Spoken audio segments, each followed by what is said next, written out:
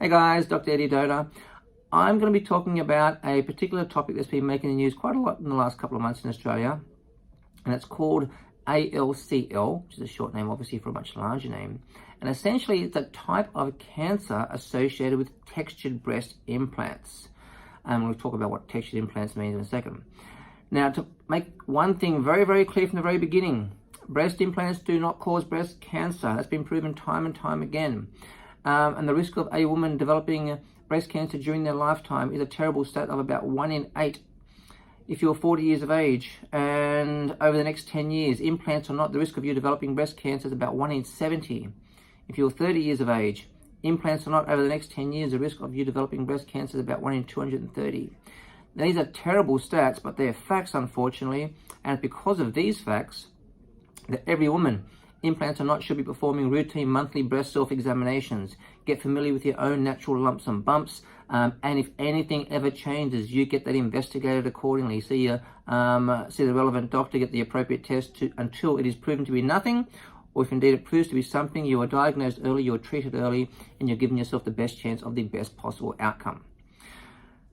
ALCL, what is it? Well, firstly, it's a type of cancer associated with, for want of a better description, the scar tissue capsule that naturally forms around the implant. It's not the cancer of the breast tissue, which once again is breast cancer. And once again, I'll keep saying this, implants do not cause breast cancer. So it's a cancer associated with the scar tissue capsule. Only associated with textured implants, and the risk of developing it varies from being about anywhere from 1 in 2,800, based on the most recent published data, 1 in 2,800 to 1 in 86,000. So as you can see, it varies from being quite rare to extremely rare, depending on the type of textured implants you have or you may have.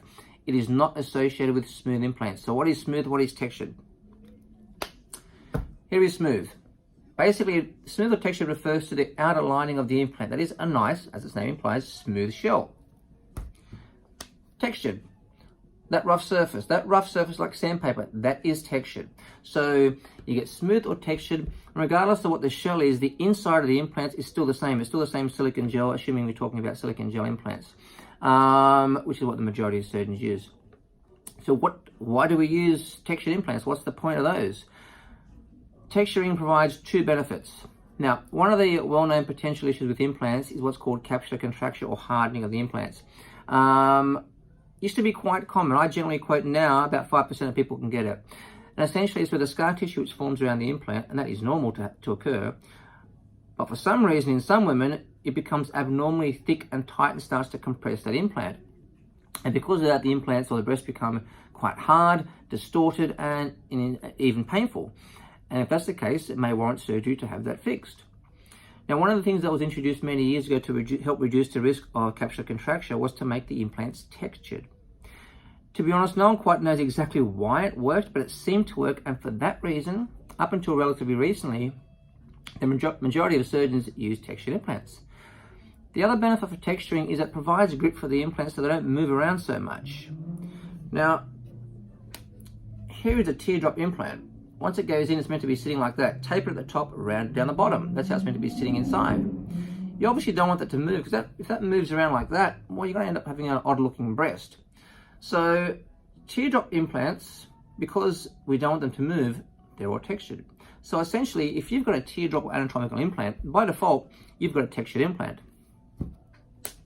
Round implants, they can spin around all they like. It's not going to change how you look or how your breasts look. So for that reason, round implants come in both smooth or textured. In other words, smooth implants means round implants only. So the textured implants with the greatest risk are the 1 in 2,800 is what's referred to as a polyurethane or Brazilian furry implants. These used to be quite fashionable with a number of surgeons for a number of years, not an implant that I had ever used. The two leading implant suppliers in Australia are Allergan and Mentor, and worldwide for that matter, Allergan and Mentor. Now, Allergan, their macro-textured implants have a risk of about 1 in 3,300. The Mentor brand, which is the brand I've used for quite a number of years now, they have the least risk of about 1 in 86,000. Now, in late 2018, in Europe, the Allergan macro-textured implants were taken off the market because of this ALCL issue. In July of this year, in Australia, the TGA, which is the government body which regulates medical devices, they made an announcement that they are considering removing all textured implants from the Australian market. As of this date, mid-September, they have yet to actually make a decision on that, so we're all sort of waiting in a holding pattern, waiting to see what's going to happen. But on the back of that announcement, on the 2nd of August 2018, or 2019 this year, Allergan decided to voluntarily remove all their textured implants from the market. Okay? But the way they delivered that message to the public was, in my firm opinion, incredibly stupid. What they said and continue to say is that we are recalling our implants. Now, if you happen to be a patient that have textured implants, and especially Allergan textured implants, you are automatically going to assume that you have been recalled. And of course, you're going to freak out, get stressed, and wonder what the hell you're going to do, where do you go, what's going on. And that is not happening. That does not need to happen. What they meant was, and what they continued to mean was, they are recalling the implants from the shelves. So they're simply no longer going to sell textured implants. That's all they should have said, but they still, to this day, continue to say they are recalling implants. So if you take away one message from this video, understand, if you have textured implants, you are not being recalled. No implant companies, the TGA, no responsible surgeon is recalling any patients at all. You do not need to have implants removed. Nothing changes. Everything should remain exactly the same. Okay? Now, so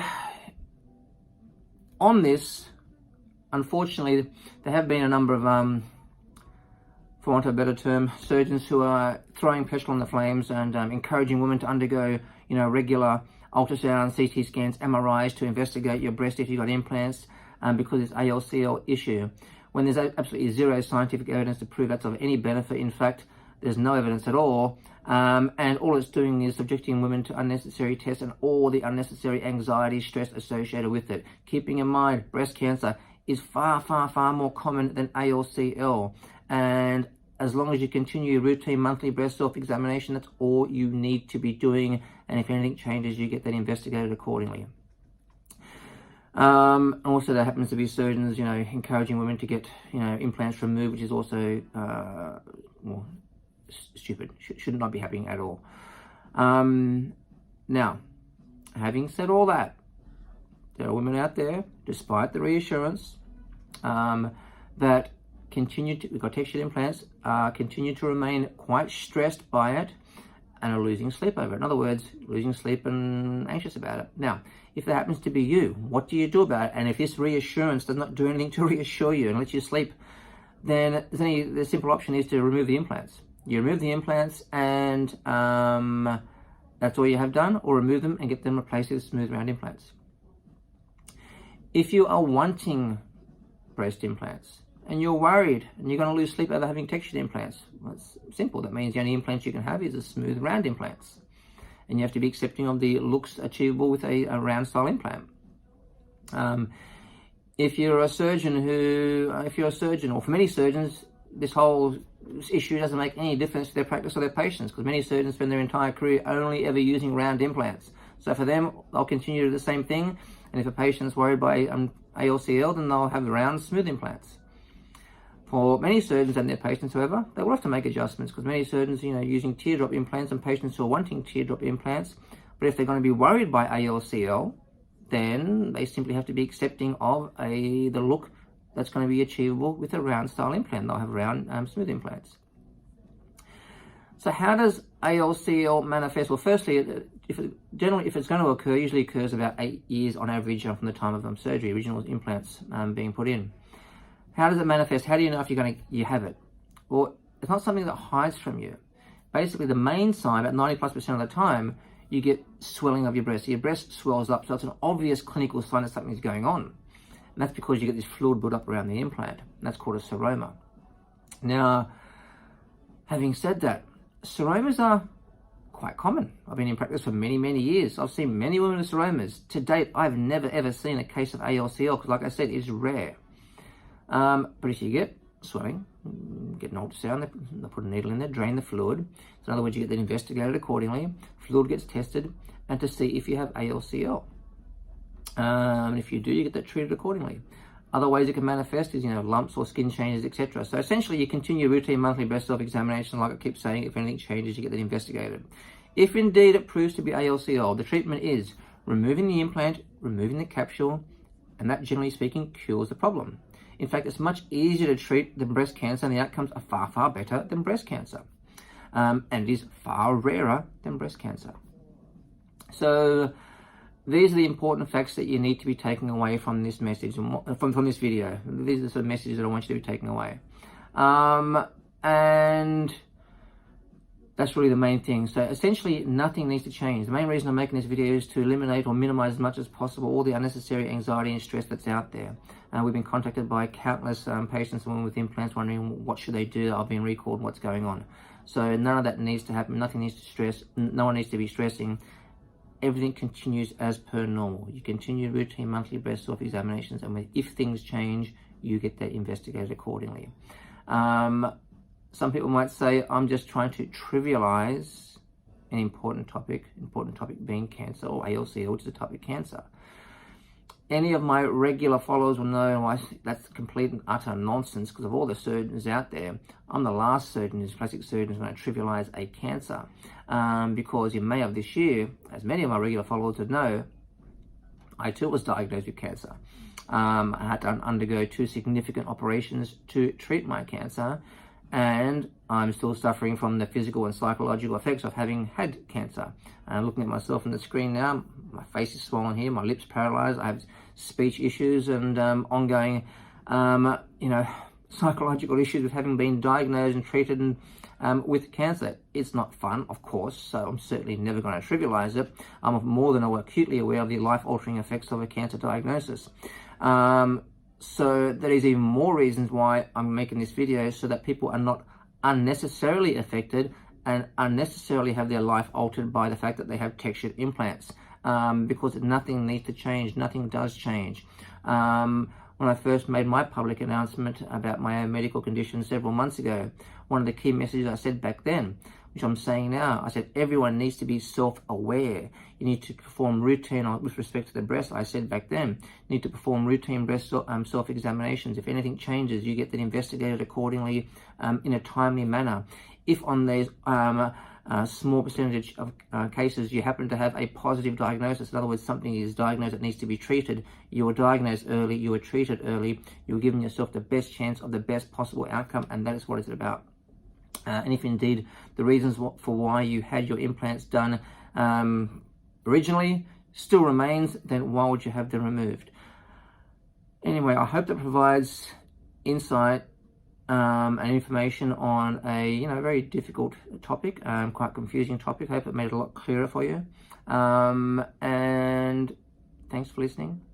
We'll chat later. Ciao.